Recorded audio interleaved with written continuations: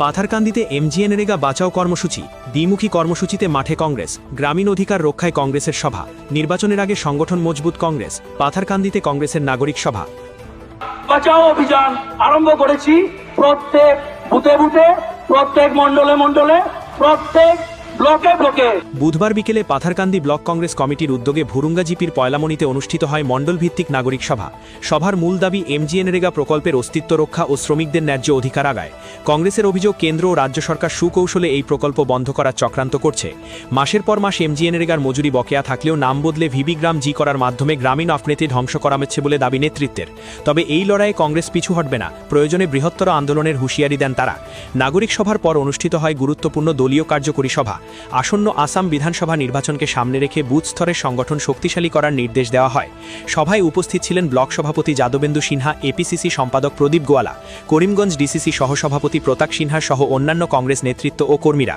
সভা শেষে সাংবাদিক সম্মেলনে কেন্দ্রের ব্যর্থতা তুলে ধরে কংগ্রেসের বিকল্প নীতি ও ভাবনা মানুষের কাছে পৌঁছে দেওয়ার বার্তা দেন নেতৃত্ব। কয়েকদিন আগে সেন্ট্রাল গভর্নমেন্ট একটা স্কিমের নাম পরিবর্তন করতে যাচ্ছেন। সেই স্কিমের নাম হলো এমজিএনরেগা।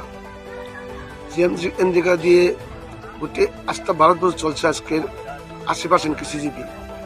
আমাদের উদ্দেশ্য ছিল সেই স্কিম বানাতে একটাই, যে ভারতের মানুষ যেহেতু 80% কৃষিজীবী, 6 মাস ক্ষেত করে এবং 6 মাস বসে থাকে, সেই উদ্দেশ্যে 6 মাস বসে না থাকার উদ্দেশ্যে সেই সময়কে আমাদের কংগ্রেস সরকারের প্রধানমন্ত্রী ডক্টর মনমোহন সিংহ এমজিএনরেগার নাম দিয়ে যে স্কিম করেছিলেন সেই নামটা পরিবর্তন করতে চলেছে। বিজেপি সরকার নতুন নাম দিয়েছে রামজি রাম বলে, এবং এখন ওনারা হাত দিয়েছে নাম পরিবর্তনের।